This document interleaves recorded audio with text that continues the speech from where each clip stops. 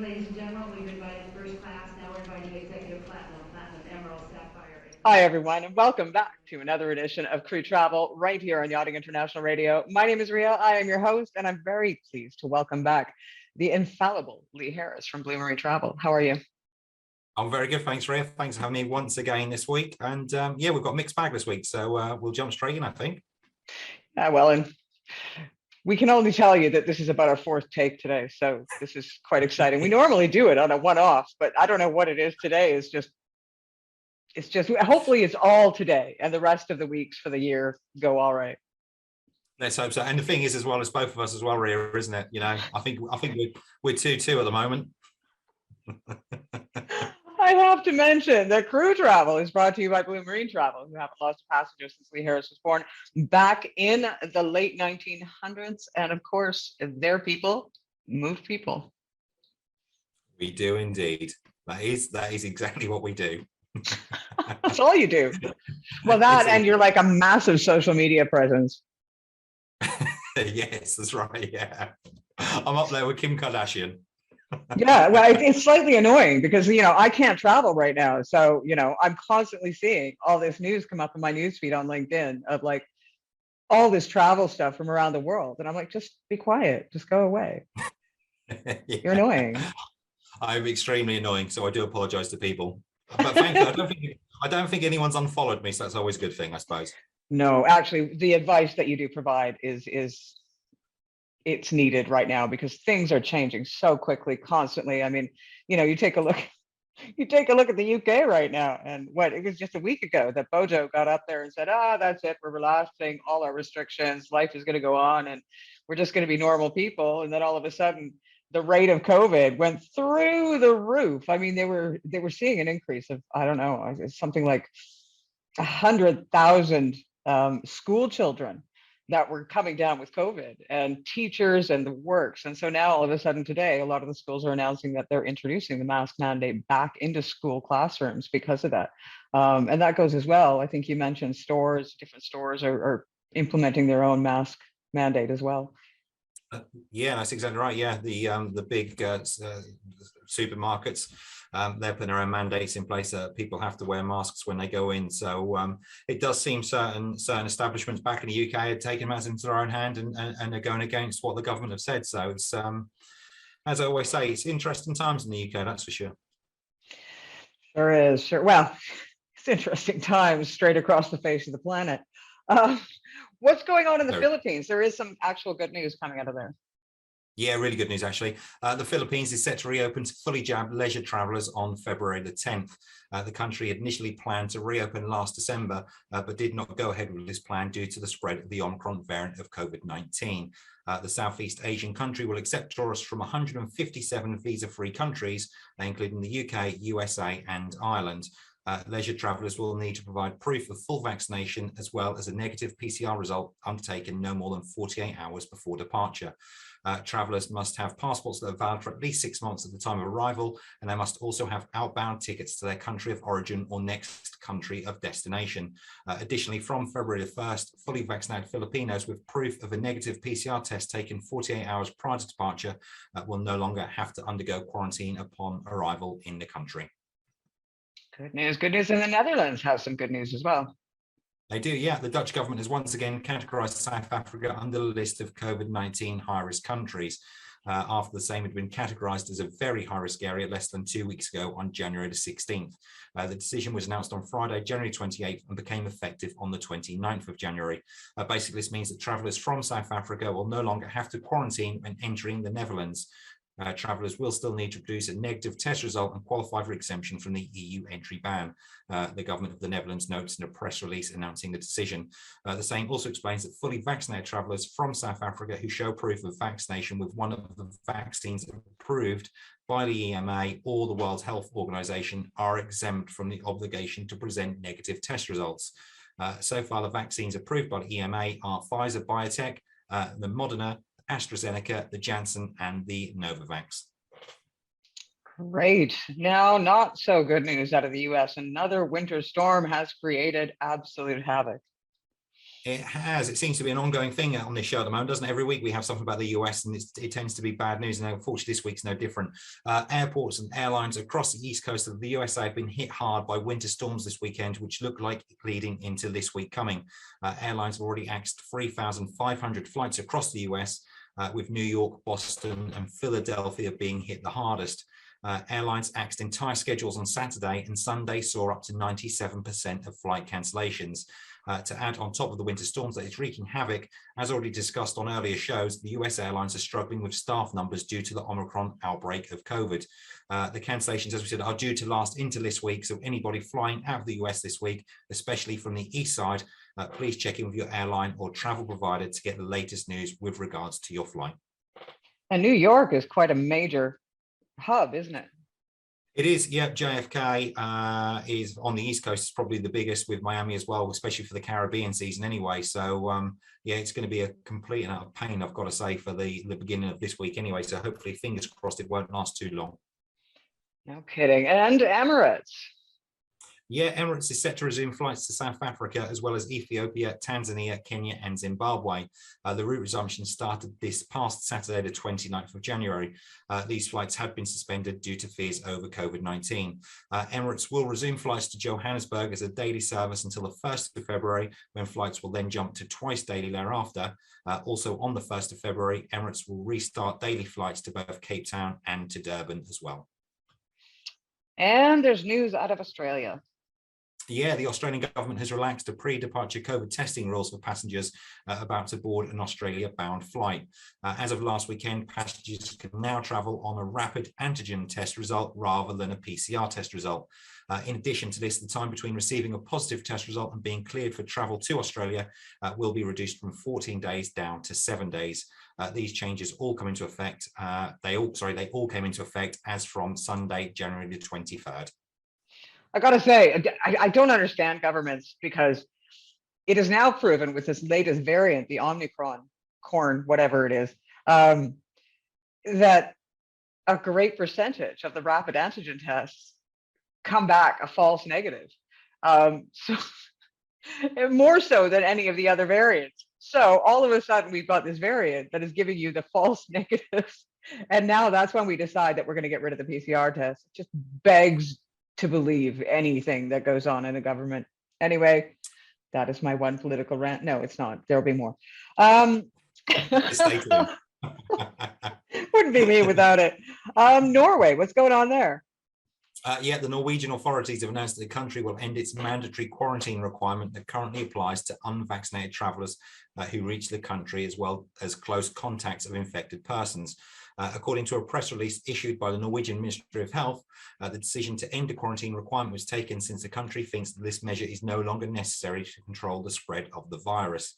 The Norwegian National Institute of Public Health has pointed out that travellers who don't hold a vaccination certificate make up only 7% of the total number of persons who enter the country. Meanwhile, 4% of them have been cases who have already been infected. Therefore, since the quarantine rule currently has little to no significance when it comes to halting the spread of the virus, all unvaccinated and recovered travellers will be permitted entry to Norway without having to follow the quarantine requirement. Nonetheless, it has been emphasised that travellers who haven't been vaccinated or recovered from the virus are still required to take a PCR test before entering the country. In contrast, travellers who have received all the required vaccine doses, as well as those who are recovered from the COVID-19 disease, are not required to follow any additional entry rules. It seems like there's some countries out there that are really just going boom and opening up. And then there's other countries, you know, like Canada, for example, that are like doubling down again. That's another thing that's hitting the news, is the Great Canadian Trucker Convoy. I'm not sure if you've come across that in the news. I did see it, yes. And I like how Justin Trudeau tried to play it down by saying it was a minority, and then you actually saw the pictures. It was slightly more than the minority, shall we say. Well, and the news reports actually say that Justin and his family had to flee their home in Ottawa because they feared they were in danger. And I'm like, look, dudes, this isn't like the presidential election, right? Okay, it's not like the whole thing. It's okay. We're Canadians. And of course, you know, once they all got there, all the news reports are coming in saying, it was a peaceful protest. It wasn't this, nasty thing. They were literally there to say that they want freedom. And there was another interview where somebody said it wasn't anti-vax versus vax. It was just freedom. It was Yeah. about freedom and about the fact that they felt that, their rights were being stripped away and their ability to earn a living were being stripped away, and they had lost their rights to make choices. And, that's cool. I agree with that, rather than make it vax versus anti-vax. I think they're Yeah. looking at the bigger picture, and that makes more sense. And it really does surprise me coming from a bunch of truckers. Yeah, I mean, I agree with you. It does feel like certain countries are taking freedoms away from people. New Zealand here. We mentioned a case of the pregnant woman who's in Afghanistan, or one of the countries like that, and she can't get back. Heavily pregnant, she can't get back, and she's had to turn to the Taliban for help. I mean, at what point did I ever think that was going to be something I'd say, that her own country, New Zealand, has turned her back on, and she's got to get help from the Taliban? It's absolutely crazy. So I can certainly sympathise with people who are demonstrating for their freedoms. As long as it's a peaceful protest, then yeah, all good. Well, and that's the thing. We're all free to make our own choices in that regard and keep it peaceful. There was no looting, there was no burning, there was no beatings, everybody was just, singing "Oh Canada." And as Canadians do, sorry, I just lost one of my earphones. As Canadians do, we sort of sing along, and they probably all had hot dogs later. Probably had that sounds like my kind of protest. Everyone's handing out Tim Hortons coffee.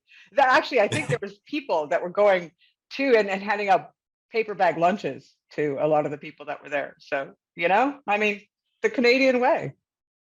They know how to protest, that's for sure, clearly. And they're planning on staying, huh? A lot of them are Okay. planning on staying. There's some of them, because some of them have lost their jobs, and they're saying, well, you know what? We're just going to stay here until Justin Trudeau decides to hear us and take a look at what we have to offer and makes a change. We are going to stay and protest. So Ottawa is literally looking at weeks, months, who knows, of their traffic just being absolute hell. It's going to be an interesting one to follow, isn't it? That's for sure. Yeah, well, it's funny thing is, like, I was contacted by a Canadian friend of mine in Canada not too long ago, and I guess none of this is actually making the news in Canada. Eh? Okay. Canada's not covering it, but the rest of the world, I mean, even Elon Musk, chimed in to the whole thing. It's yeah, I mean, Canada clearly have decided that they're not going to give any credence to it whatsoever. Well, that's little rooster Justin Trudeau. But anyway, I'm not a fan of his. But then again, I'm not a fan of any politicians on the face of the planet at the moment. I think I think we need to elect common people, normal people with normal people problems, and have experienced what it's like to be on the breadline, and have experienced what it's like to finally buy your own house. Not people that were born with silver spoons in their mouths, because they have no concept whatsoever what it's like to live in today's society. We saw that tax increase in Britain. The poor are taxed 14%, the rich are taxed 2%. We're going to increase it by 1.2%, which means the poor are now paying 1/6 of their annual salaries in tax. That's ridiculous. It's just, things have to change. But as I said before, it is all our own fault. We keep electing these buffoons into office and expecting a different result. We're not going to get it. Yeah.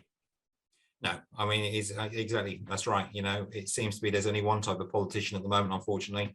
So yeah, it's and it doesn't matter what you attach to it. You could say Republican, you could say Democrat, you could say conservative, you could say left, you could say right, you could say in the middle, you could say green. I am sorry, but each one of them, you take a look at the leaders of those parties, they're all the same. Yeah, very true. Yeah, they're like carbon copies of each other, aren't they? Yeah, I mean, what they should do is pull one of those truckers out of his cab and say, you know what, we're going to make you the head of this country, the premier, and we'll see how things go with that. Just some random guy off the street will probably do a better job. Blue collar, working man, Exactly right. working stiff, working woman, whatever, could probably do a better job than anybody we've got in power anywhere in the world. Well, like you said, they definitely understand their common person, that's for sure. Yeah. Well, of course, your weekly travel dose and political commentary. I don't know. We have such great conversations, Lee. I do appreciate it. Crew questions. After last week's crew question where we were asked about the incentive Turkish Airlines were offering on diving equipment being allowed to fly for free from the UK and Ireland, I've received numerous follow-up emails this week looking for further information. I've been asked questions like what items consist of in the diving equipment that can be taken, what weight can be taken, how long does the promotion run for, and if certain countries are on the list of routes the promotion is applicable to. So to answer the questions as best I can, here we go.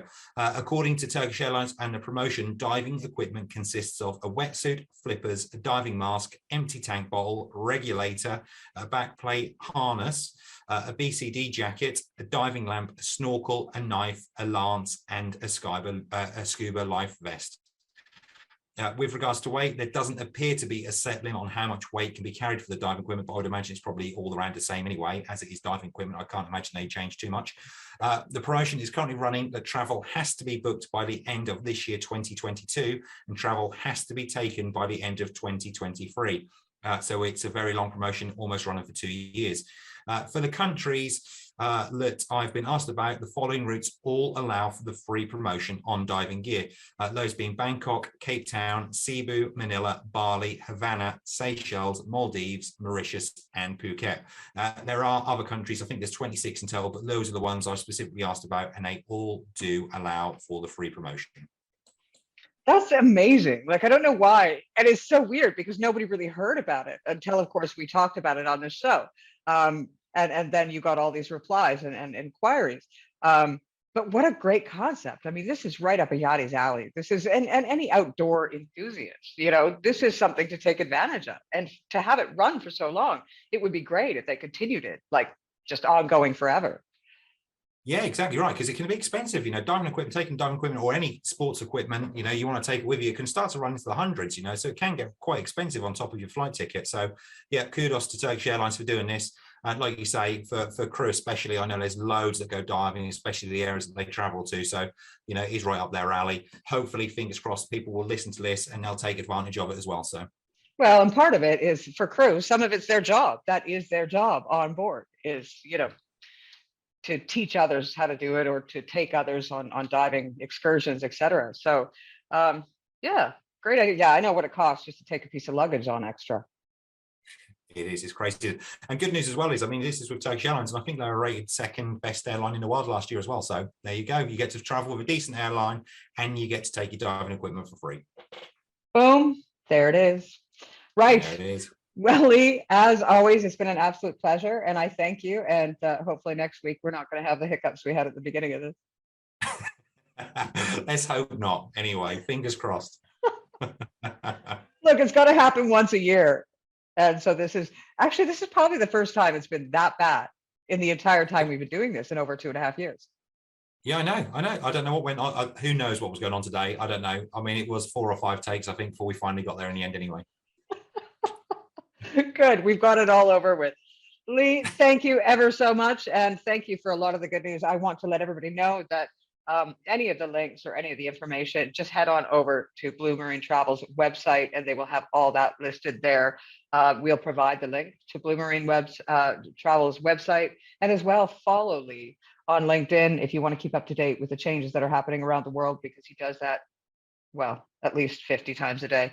And we'll provide that link as well. So thank you. Perfect. Thank you very much for having me once again. Once again, you've been watching another edition of Crew Travel right here on Yachting International Radio, brought to you by Blue Marine Travel. Once again, we're boarding Our people, passengers seated move in people. zones E and F We'll see at you this again time. next week. Your zone number has been indicated in the middle bottom portion of your boarding card. Once again,